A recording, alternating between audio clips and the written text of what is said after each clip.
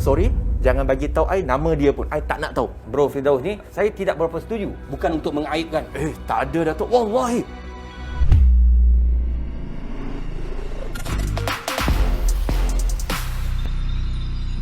Assalamualaikum warahmatullahi taala wabarakatuh dan salam sejahtera bagi mereka yang bukan Islam yang menonton sembang viral malam ini. Pantas padu padat pendek aja 10 minit penuh dengan info, janji bermanfaat. Hari ini saya bawa dua individu yang hebat bersama dengan saya. Yang berbahagia Profesor Madya Dr. Muhammad Izzat Arif dan juga Brother Firdaus Wong Wai Hang. Tajuk saya ialah fitnah atau kebenaran. Orang melihat Firdaus Wong seorang yang lantang bersuara dan berani apabila cuba membawa sesuatu itu. Mengapa Brother Firdaus berani bertindak sedemikian? Saya sebenarnya Datuk, nak cakap terus terang, saya penakut. Penakut di bila mana ada orang datang mengadu dan mereka menjadi mangsa kezaliman. Saya takut saya ada kemampuan untuk membantu. Saya tak membantu. Allah tanya saya di akhirat, saya nak jawab apa? Saya lebih takut azab Allah daripada takut ancaman dan kejian manusia di dunia. Saya tak berani. Tetapi ketakutan saya itu menyebabkan saya nak ke depan. Apa yang membuat orang semua nak mengadu dekat Brother? Bukan semua Datuk. Tak semua juga. Tetapi dia adalah apabila kita ada kawan-kawan sesama aktivis-aktivis ni, mereka datang komplain kepada kita. Mereka tahu kami ada grup-grup pakar perundangan, pakar psikologis dan sebagainya. Maka mereka datang dan minta kerjasama daripada kami. Bila mereka datang, kami lihat apa yang boleh dibantu dan kami bagi mereka bantuan saja. Itu je. Apa maksud fitnah dan kepentingan konsep dalam tabayun dalam Islam? Dia senang je. Seperti mana yang Islam sebut dalam Quran, in ja'akum fasiqun binaba'in fatabayyanu. Kalau pengkhabaran itu daripada orang yang kita tak kenal, daripada orang yang tak apa-apa, agama je ke laut, kemudian dari sudut pembuktian pun tidak ada, kita kena pastikan setiap dakwaan itu ada bukti. Jadi kalau ada bukti, maka Islam menyuruh kita menyerahkan kepada pihak berkuasa.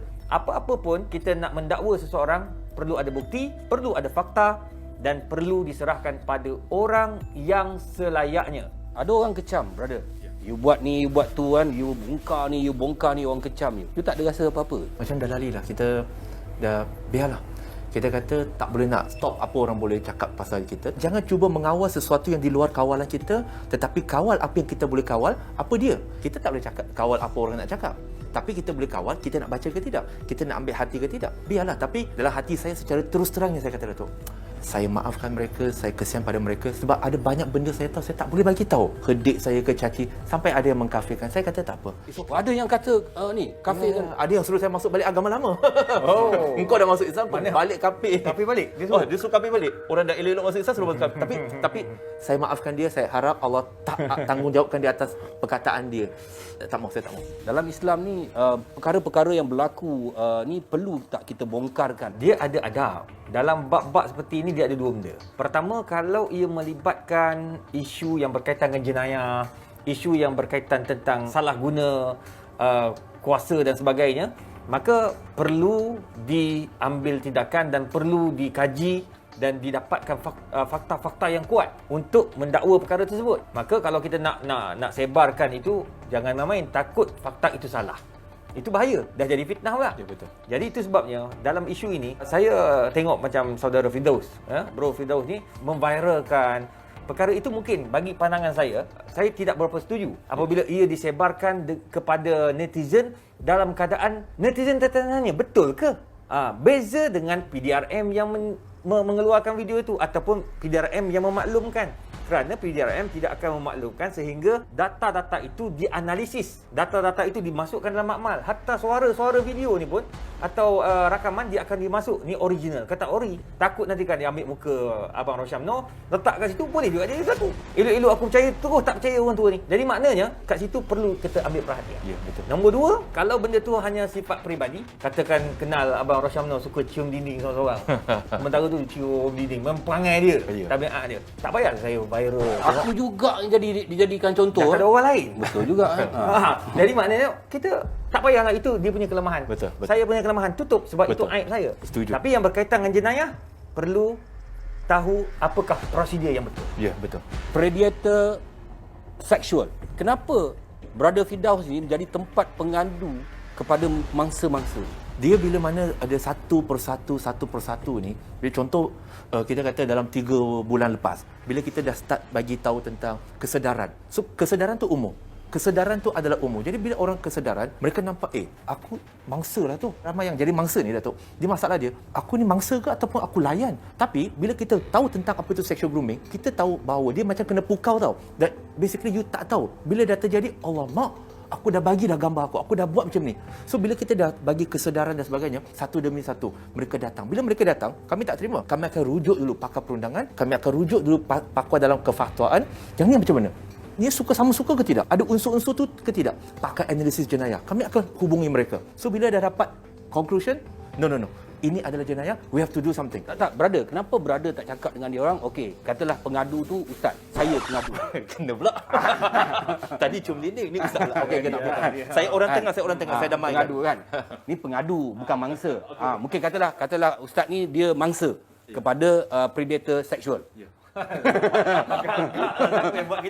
Tak, ini contoh supaya kan kita 3 orang ni kan, supaya senang orang faham. Jadi kenapa dia tak mengadu dekat polis? Kenapa brother ambil isu ni, brother sendiri yang nak jadi polis, nak jadi pakar perundangan? Kenapa brother tak kata ni kau pergi mengadulah dekat polis, macam tu? Betul, memang benar. Kita senantiasa akan memberitahu kepada mereka terus mengadu kepada polis. Tapi kita kena tahu bahawa di sebalik orang yang pernah menjadi mangsa ni, mereka buntu, mereka tidak tahu tata cara dan sebagainya. Sebab itu dalam NGO kami sendiri, kami ada unit guaman yang di mana kami memberikan khidmat guaman secara percuma, zero cost. Datuk boleh bayangkan tak, ada kes mualaf kena tindas 10 tahun, dipaksa, didera, dipukul, tak boleh dapat penceraian, tak dapat apa. Suami paksa dia ambil alur. Jumpa kami 2 minggu, settle cerai. Sebab apa? Selama ni dia dalam mindset tu bahawa dia adalah victim. Sebab tu kita kena faham apa itu Stockholm Syndrome, di mana mangsa akan rasa kesian pada pemangsa. Mereka tak tahu. Jadi bila kita dah bagi kaunseling, bukan saya, kita minta yang bertauliah, buka minda mereka, bagi keberanian sebab mereka trauma, Datuk. Sebab tu kami hanya bantu mereka, kami tak ambil kerja polis. Tidak sama sekali. Kami ada juga pakar dalam strategi media dan sebagainya, macam mana nak bagi kesedaran. Maknanya keluarkan semua, kalau katakan ada kes-kes ni bila keluarkan dalam social media contohnya, maknanya nak bagi kesedaran pada orang.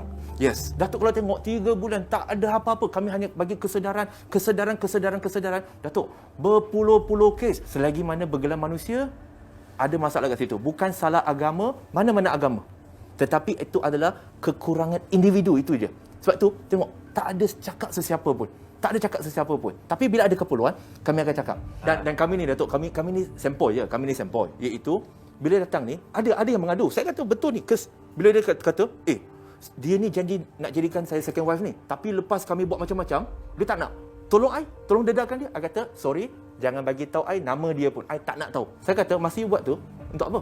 Suka sama suka kan? So suka sama suka, taubat, tutup aib, jalan. Jangan cakap dengan saya. Saya tak nak tahu pun siapa. Dia kata, dia tu nama. Stop. You cakap lagi, I tutup telefon. I tak nak dengar pun. Sebab it's none of my business. Kalau you minum arak, you tengok porn, you jangan cerita dengan I. Itu aib peribadi. Tapi, bro, dia cakap macam-macam. Lepas tu, tiba-tiba dia macam, kalau kita betul-betul faham sexual grooming, ya Allah, Datuk, saya boleh kata, Datuk, kalau Datuk jumpa dengan seorang predator seksual yang betul-betul hebat, Datuk pun boleh bogey. Kenapa aku juga jadi contoh ni? Contoh, takkan saya nak guna diri. Okey, saya guna diri saya lah. Bercakap pasal aib tadi. Okey, aib dalam Islam ni boleh ke kita mengaibkan orang, Ustaz, dari pandangan Islam? Asasnya tidak boleh membuka aib mana-mana pihak. Kita tak boleh nak ceritakan aib orang, tak boleh ceritakan apa yang orang tu dah buat di belakang ataupun yang kita nampak. Kalau benda tu aib peribadi. Tetapi apabila ia melibatkan jenayah, dia perlu dilaporkan pada pihak yang berkuasa. Yang kedua, kalaulah benda itu untuk memberikan pengajaran kepada orang luar, untuk memaklumkan kepada orang luar, berhati-hati. Saya pun baru tahu isu-isu macam ni, gangguan seksual dan sebagainya. Sebelum ni mana saya tahu? Rupanya gangguan seksual, macam contoh, saya cakap dengan orang perempuan, benda-benda yang boleh menggairahkan, itu gangguan seksual sebenarnya. Dia boleh buat melaporan, betul kan? Ya, betul. Sebab saya bukan pakar undang-undang. Tapi kalau orang perempuan buat kat saya orang baik. Maknanya Ustaz tak report lah? Tak, masalah tak report. Menerima dengan seadanya. Kita pun tak tahu sebab tak tahu benda ni. Maknanya lepas ni kalau orang perempuan tu hantar gambar-gambar yang pelik-pelik dalam Instagram, Facebook ke apa benda kan, saya boleh buat report. Betul tak? Betul. Sebab itu gangguan seksual. Bila berlaku isu, barulah dia akan jadi tersebar dan orang jadi tahu apakah benda yang berlaku itu. Saya terus arahkan peguam saya kata, tolong call polis, hubungi polis. Saya jadi suspek tak? Kalau saya jadi suspek, saya pergi sendiri, tak payah panggil.